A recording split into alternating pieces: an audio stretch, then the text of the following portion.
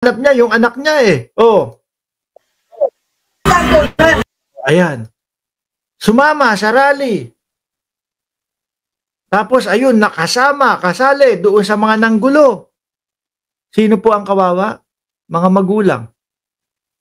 Mga magulang na, eto, matatanda na. Pero nagtatrabaho pa. Mga sorry. Hindi ko na, mga ano na ho, may mga anak, may mga pamilya na ho, etong mga ganito. Tapos biruin mo, nakasandal pa din doon sa kanilang magulang. Yung magulang pa din ho, na pag naubod ng tanda bubuhay pati doon sa pamilyang binuo nila. Tapos ngayon, makikisali pa sa rally-rally. Ma'am Neng, Gigi, wala ako sinabi, hindi ko tinuloy Hindi ko natuloy kumana na naman daw si Bulol, sabi ni Nancy D. yun na naman. Bulol, maikli ang dila, okay na yun. No? Basta ito, tingnan niya, 1,735. Sabi nga nilang nung iba dyan, okay nga, ang cute nga, pagkakasabi mo ng letterang R, parang Coco Martin. Di ba? Parang Coco Martin pa daw. Tuloy! Kaya nga nag-request ako na kung pwede kahit sa batalyon ipasama sa amin mapasitiskan ko lang yung anak ko. Papasitiskan daw yung anak. Kung ano na ho, mga kababayan, yung idinadahilan para mailabas po yung anak nila. Yung anak nila na napatropa, napasama, etc. Ayun, problemado. Yung magulang, nag-iiyakan ho. Mga bossing. Di ba? Paano kung nagkahit-trauma na yan ngayon? Ganang umaga pa yun. Sorry, Nay, mukhang hindi lalabas yan. Dahil po, si Mayor, si Yorme, mga boss chief mo, sir, ay may sinabi. Talagang hahagilapin ho. Hahagilapin yung mga hindi nauhuli, aalamin kung sino yung mga nagpaumpisa ng mga ganitong mga kilusan, etc. Sabi ni Sir Leo, ay nako Mark, dapat pinapayuhan nila mga anak nila. Totoo. Dapat sila na ang pumipigil mismo dyan. Di po ba? Sabi ni Taratitats, random, manggulo ka pa kayo. Ayan ang inabot ninyo. Ayaw naman nila, hindi naman sila umaharap sa amin. Sabi nyo lang po yun. Sabi nyo nga, wala kayo dyan, di ba? Sabi nyo, umalis kayo, tapos nagulat na lang kayo, inaresto na. Galing pa akong patulog, lumipad lang ako ngayon kasi doon ako nasay sa trabaho. Dibayin mo, no? Siya pa'y pumapasok sa trabaho, mga bossing. Ngayon, problemado, yung nana, yung anak kaya ginagawa doon sa loob. Anak ko, ayaw naman nila. Pupunta kami ng Mindula, nagtanong kami kung dinala ba nila sa ospital yung baso, yung nahuli nila kahit tubuan. Fingerprints muna daw, Nay. No? Magpapiano daw muna, Nay. Kasi hindi nyo pinalaki ng maayos yan ang problema. Kung pinalaki ng maayos na magulang, hindi mapupunta sa ganyan. Hindi mababarkada, hindi matotropa. Di po ba, mga bossing? Sabi ni Ma'am Aba, hayaan nyo yan sa kulungan hanggang Pasko or New Year. At least, less yung handa ninyo pagdating ng Pasko o New Year. Konti yung gagastusin nyo. Eto, Nay, pakinggan nyo po. Si Yorme Isko, may sinasabi po si Yorme Isko. Nay, to protect. Ayan. Pakinggan nyo, kasi talagang binanatan ng mga anak ninyo yung mga kapulisan ni Yorme. Hindi ho papayag si Yorme ng ganyan lang ho, mga boss.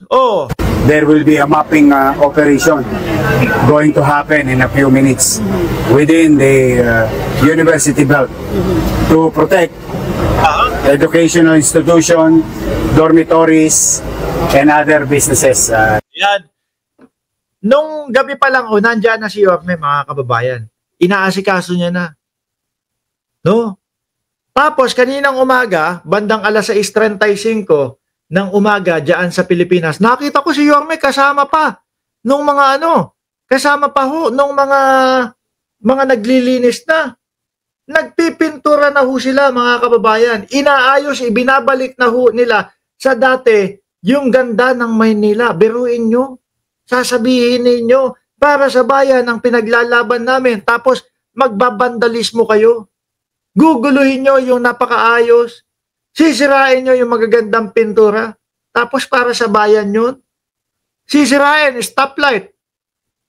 Di ba? Sabi ko tuloy, putragis na to. Ano ba to? Yung stoplight ba nagnakaw dito? Yung stoplight ba yung nagpatayo ng flood control? Yung stoplight ba yung may ghost project? Pinagbuntungan mo yung stoplight eh. Kasi nga, etong mga DDS na to, hindi nila kaya yung ginawa talaga nung sa Nepal. Wala yung mga yan. Sabi ko sa inyo, yung sa Nepal, talagang palaban eh. No? Etong mga ito, kailangan dala yung keyboard nila para masabi na palaban sila. Wala. Binubuntal yung mga yung mga hindi lumalaban na pulis. Tsaka, ang pinagbuntungan ng galit to, yung stoplight. Anak ng tipaklong na yun. Lalaban ba sa yung stoplight? O eto, si Yorme, may sasabihin sa inyo. Sir, talk to them po, baka kung may iba pa kasing plano, yung iba nating mga rallies o mga nanggugulo, no? Ano pong stern warning po ninyo sa kanila, sir? Or pwede nyo sabayan sa korte yung mga kasama nyo. Aray ko po! Yan ang sinasabi ko sa inyo. Mukhang hindi magpapatawad si Yorme this time. Galit si Yorme, mga kababayan. Sinira yung kanyang syudad. Kaya nga ang ginawa ko, pinost ko sa Facebook ko. Eto nagsimula, no? Etong rapper na to nagpasimula, nagtakip-takip daw sila ng muka. Tapos meron pang the purge daw ang gagawin. Pag may nangyari sa akin, ganun pa daw yung sinabi. Pag may nangyari sa akin, para sa bayan yun, anak ng tinapa. Magpapalseto lang pala ang gagawin doon sa kakanta lang. Kakanta lang ng ano ba kinanta niya? Nakalimutan ko. Salamat po, Debs ng Ceresa Force. Tuloy. Tingnan ninyo, magkikita-kita tayo sa korte. Ayan. You'll see. I don't wanna get ahead of myself. Sakit niya na, iisipin niyo pa yan. Si Yorme. Seryoso ho yan. Talagang ang kagandahan kay Yorme, binabalandra ho. At Yorme, wag mong lalagyan ng talukbong yung mukha. Ipakita mo yung mga mukha. Makita nyo yung lespo ko, makita nyo yung hinahanap nyo. Tala kayo Pala desisyon kayo. Pala desisyon ka daw. Ano daw yun? Sino yung rapper na yun? Pala desisyon ka daw. Inodyokan mo yung mga yung mga kabataan na mag-the purge. Bibigay namin sa inyo yung gusto nyo. Sir, paalala na ba? Paalala lang sa mga magulang, walang iyakan ha. Ayan na, meron na nga akong umiiyak, Yorme. Paano yan? Nag-iiyakan na po yung magulang. Meron pa isa magulang, narinig ko. Meron pong anak, meron pamilya po yan. Wala na nga pong makain. Tapos ganito pa po ang nangyari. Hindi kasi nag-iisip ng maayos. Hindi iniaayos ang mga desisyon sa buhay. Kaya nangyayari yung ganyan. At kayo, mga magulang, kinakayan-kayanan kayo ng mga anak ninyo. Kung ano yung tingin nila na gusto nilang gawin, kahit magalit kayo, pagalitan, kinakayan-kayanan kayo. Kaya ayun, mga nagiging suwailho. Di ba? Pinabayaan ninyo mga anak nyo Correct! Kasasabi ko lang. Kakasabi ko lang, sinabi na din pala ni Yorme. Bro, yung pulis ko, wala namang ginagawa sa kanila. Alam, sinaksak nila di ba? May sinaksak na pulis. Totoo ba yun? Ben sir, nakita kita kanina, nag-comment ka. May namatay na pulis doon sa Sogo. Yun ba yung sinaksak? Grabe, Yorme, hagilapin mo yung rapper na na nagpasimula nung the purge daw, tapos magtatakip daw ng mukha. Tapos yung mga rapper na nagpo-post doon sa kanilang mga social media, merong dala baseball bat pa. Syempre, mga bossing, kung ako nakita ko yon, tapos ako loko-loko din ako, ganun pala gagawin natin doon sa rally. Tara, magdala tayo ng kung ano. Magdala tayo ng mga bote. Manira tayo kasi ganun yung gagawin daw. Sikat tayo noon. Di ba, Sir Odile noon? Sabi ni KNT, YT, si Superfly yun. Di ba? The Purge. Di nyo pa yata nasusubukan Yung kulit Yung kulit daw. kukulitin ka ni Yorme. Oh. Baligtarin ko kaya yung sitwasyon. What would they feel? Sabi ko, malaya kayo sa Maynila. Oo, naka-tungtong naman sila. Nasabi nila yung dapat nilang masabi. Inilalagay lang natin sa lugar. Pero umabot pa sila sa manggugulo-gulo. Di ba? Totoo ho yun. Yung sinasabi ni Yorme, nakapasok na kayo. Meron sa Luneta, meron sa Liwasan Bonifacio, meron dyan sa Mendiola. Para maipaliwanag nila, para sabihin yung mga gusto nilang sabihin. Di ba? Pero nanggulo pa din. Ibig sabihin, mga papansin lang ho. itong gabi, hindi ito mga realista. Huwag kayong magkamali, ha? I just wanna distinguish the people who attended the rally in the morning, in the afternoon, and late afternoon. Noong patiklop na ang araw, ibang uri na ito mga... At saka marami rito, hindi taga Maynila. Galing pa ng Caloocan, Taguig, Quezon City, Pasay. Dumayo pa rito. Dumayo pa para maggulo-gulo lang, ano? Sisirain yung pinapaganda nga ni Yorme yung Maynila, eh.